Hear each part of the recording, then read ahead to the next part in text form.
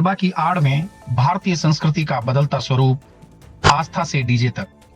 क्या गरबा अब माता रानी की भक्ति का प्रतीक है या महज एक कॉमर्शियल डीजे पार्टी? नवरात्रि भारतीय संस्कृति का एक पावन पर्व जो माता रानी की भक्ति और एकता का प्रतीक माना जाता है, आज बदलते समय के साथ अपने मूल स्वरूप से भटकता नजर आ रहा है। एक समय था जब गरबा और डांडिया की थाप माता रानी के भजनों और लोकगीतों के साथ गूंजती थी।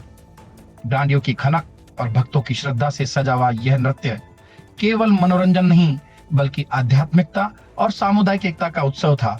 लेकिन आज गरबा के नाम पर डीजे की तेज धुनों, फिल्मी गानों और महंगे टिकटों की बिक्री ने इस पवित्र परंपरा को एक कमर्शियल तमाशे में बदल दिया है। आस्था से दूर डीजे की धुनों की ओर आज के गरबा आयोजनों में पारंपरिक भजनों की जगह बॉलीवुड की रिमिक्स और डीजे बीट्स ने ले ली है।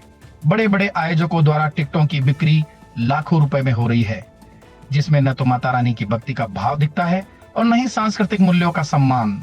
युवा पीढ़ी डीजे की तेज धुनों पर थिरक रही है, लेकिन इस चमक दमक में गरबा का मूल उद्देश्य माता रानी के प्रति श्रद्धा और सामुदायिक समरसता कहीं खो सा गया है।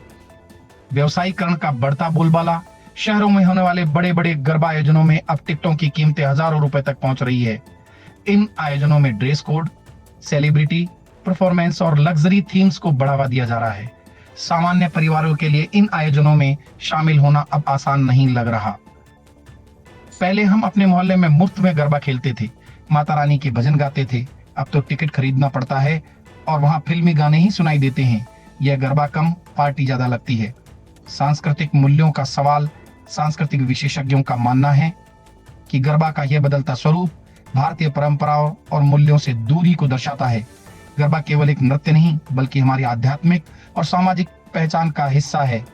इसे कमर्शियल तमाशे में बदलना हमारी सांस्कृतिक विरासत के साथ खिलवाड़ है।